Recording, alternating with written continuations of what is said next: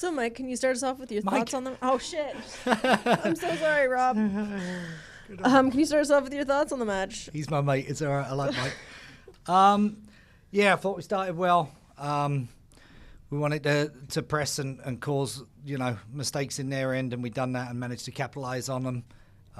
Obviously, a lot of rotation and new faces, so some tired legs out there as the game went on, but they dug in, battled, the shape was good.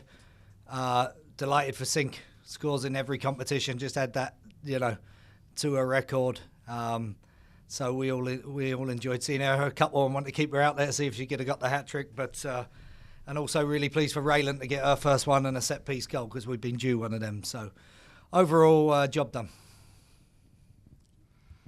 Yeah, and then like Raylan had her first goal at home, and we had some player debuts. Just thoughts about what it was like to play back at home with some new players and new circumstances. Yeah, look, if you take everything into consideration, we haven't had a full squad, I think, since Orlando away when we lost Soph to that one. And then suspensions and injuries and international window, players coming back from that. Summer Cup, 10 away. 4 new faces in the transfer window. 15 new bodies overall in the dressing room this year. It's a lot of transition. There's been staff transition, still building that department. So the project continues. And like I said, I'll always trust the players. They're a great, tight group inside the room. You give them opportunities. We tried to play, I think now, between the last 3 games, just about everybody has played, which is important when you got 12 games in 50 days. Looking back at the game at the weekend, first goal, refereeing report said should have been a foul. Little moments here or there. We weren't at our best, but we're building. We're getting back players' bodies healthy. Still not a full tilt, as you can see, and some of the numbers and enforced substitutions and rests. But once we get everybody back, once we get them through, get them connected as they are again on the field, as well as they are off the field, then we can start to build and progress to, put ourselves in a position to challenge. Hey, Rob, just, with a congested schedule, just curious, with your frontline decisions today, obviously Sinky, Izzy, and Raylan, just your thoughts on that. Was it more just because of the schedule congestion, or? Yeah, for sure. Soph's, still recovering and taking some bruises and some battering and just building her minutes back after a hectic summer. Same with Sammy. But we've got good players in that front line. Sink with her back to goal can hold the ball up really well. We knew they could go between a back 3 and a back 4, so it was important to be able to press the centre-backs and cause turnovers. So with Izzy and Raylan, we could get on the front foot. And then we asked a lot of both Kling and Marie tonight to jump and fill and put pressure on, and it really worked well. First half, you can see they got a bit leggy towards the end, and then obviously some quality came on for Club America late on to stretch us. But, they didn't break. The only thing we probably want back is just use of the ball second half. Miss some really key moments to transitional moments. We need to take care of the ball better.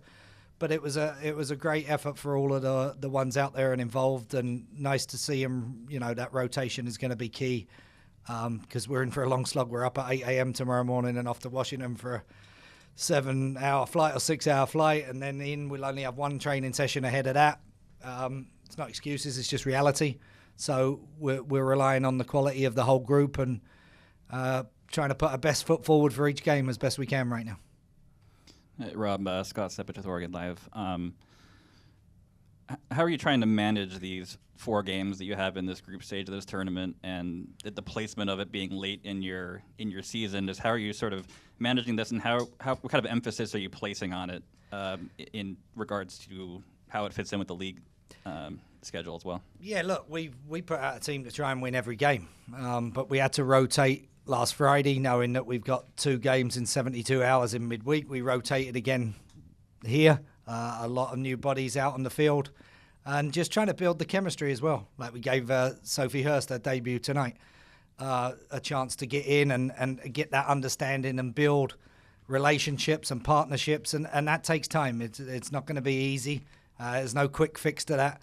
We've not got a lot of training sessions, like I say, one training session for Washington. So having the familiarity of players who've played together more is important in that competition.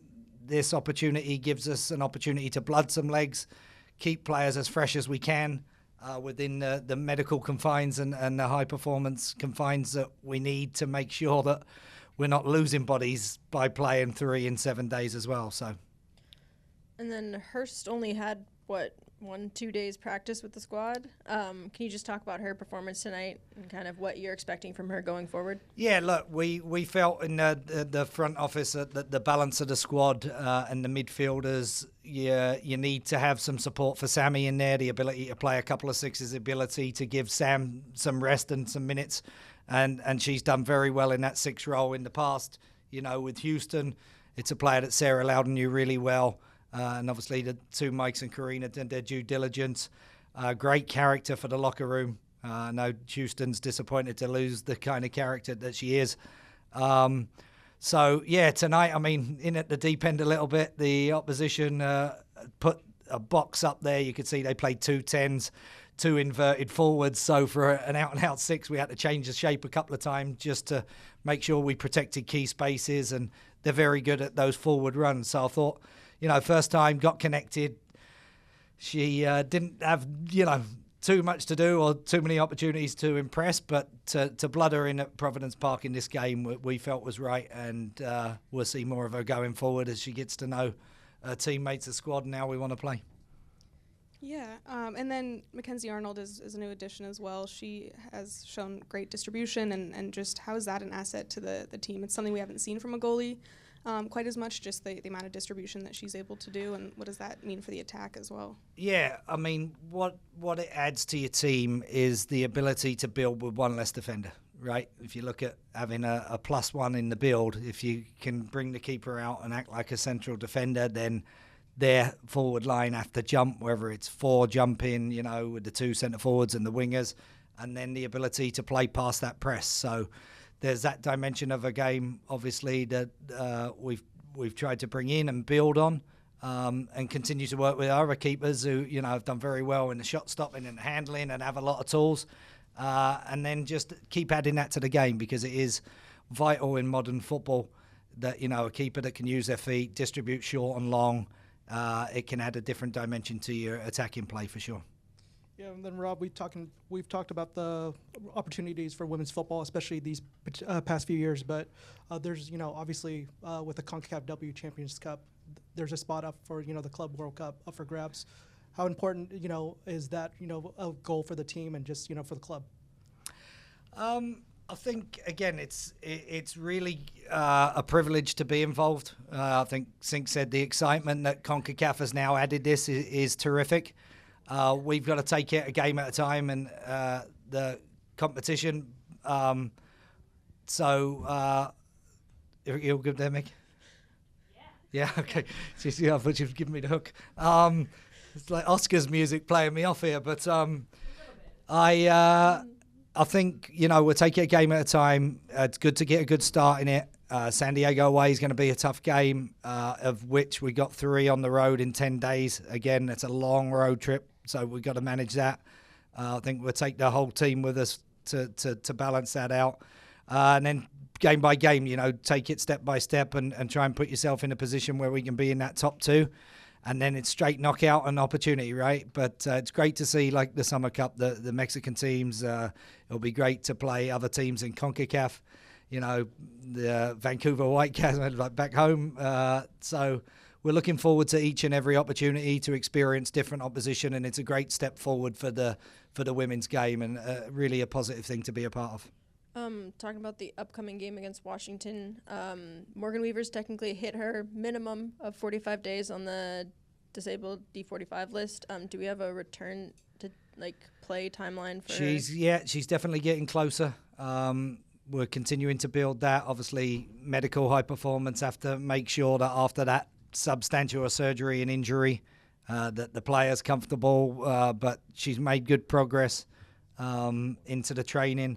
Starting to get some opposition work in there, and now it'll be getting her back fit, because obviously Morgan Weaver, as you know, at top speed and the dynamics and her game, Is very front-footed, very aggressive. That's why we love her. That's why she was our player of the season last year, and we'll look forward to welcoming her back, but making sure when we get her back, it's the Morgan Weaver you all know and love.